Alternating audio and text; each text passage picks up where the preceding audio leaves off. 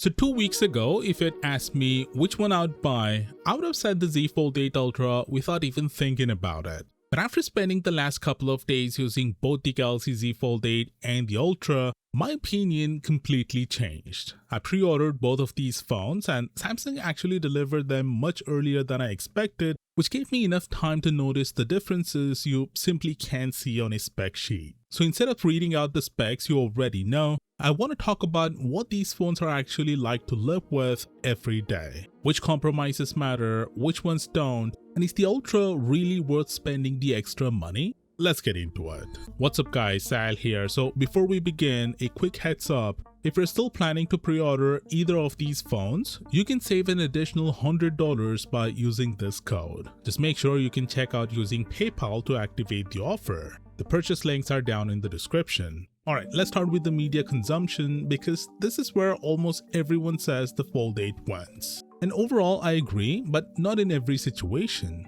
For example, if you like reading books or documents on your phone, the Fold 8 Ultra is actually better because the taller display lets you see more content at once. The same goes for watching vertical videos on the cover screen. The Ultra simply gives you a larger image. But that's pretty much where its advantage ends. For almost everything else, the Fold 8 delivers the better experience despite being the smaller device. Take watching videos on the main display. They actually look noticeably bigger on the Fold 8.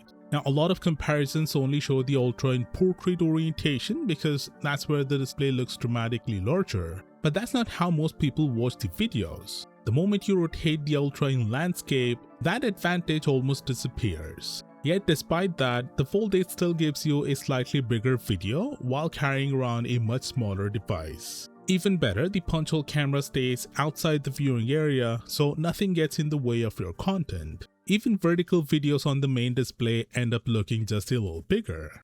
Now I've seen some people say the Fold 8 only looks better because the black bars are smaller, so don't fall for the hype. But I completely disagree because it isn't just about the black bars. The appeal is that Samsung managed to give you a slightly bigger video while shrinking the phone itself. And in practical daily use, that's exactly what matters.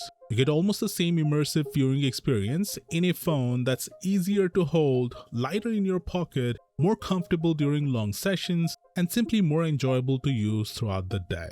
But media isn't the only place where my opinion changed. Once I started using these phones for work, the gap became even bigger. For example, the Fold 8 has a multitasking feature that the Ultra simply can't do. On the Fold 8, you can run 3 apps side by side vertically. The Ultra doesn't support that layout, even if you rotate it into landscape.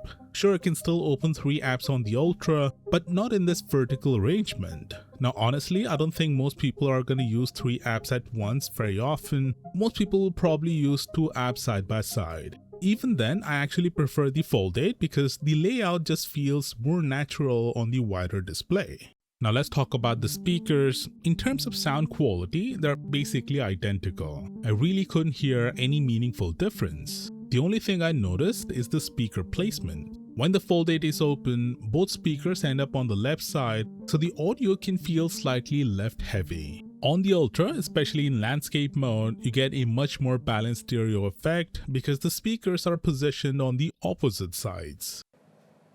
I'd love to start with these. 10 years of work right there. Someone on your team called these the real-life Tony Stark glasses. Very hard to make each one of these. That makes me feel incredibly optimistic.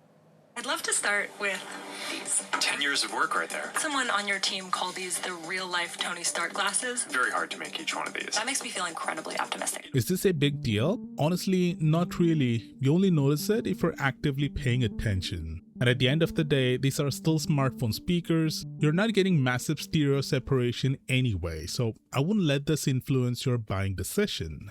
What would influence my decision though is flex mode. The Fold 8 doesn't officially support it. Yes, you can leave it partially folded at certain angles, especially at or below 90 degrees. And you can even prop it up in tent mode to watch videos. But that's pretty much where it ends. Once you go beyond that, the hinge isn't stable enough, and most importantly, there is no software for the flex mode on the Fold 8. The Ultra, on the other hand, gives you the complete flex mode experience with full software support.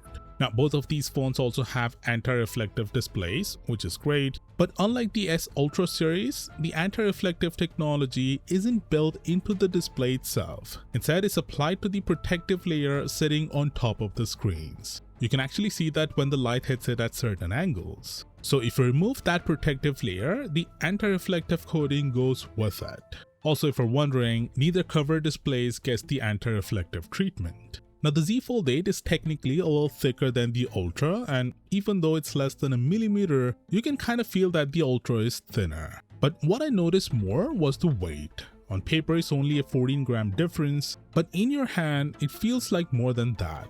Maybe because the weight is distributed better on the Fold 8, but it simply feels more comfortable to carry and use for long periods. Battery life? Honestly, after using both for a few days, I don't see any meaningful difference. The Ultra has a battery that's 200 mAh bigger, but at the same time, on the Fold 8, you'll most likely spend more time using the cover display, which helps balance things out. So I don't think battery life should be the deciding factor between these two.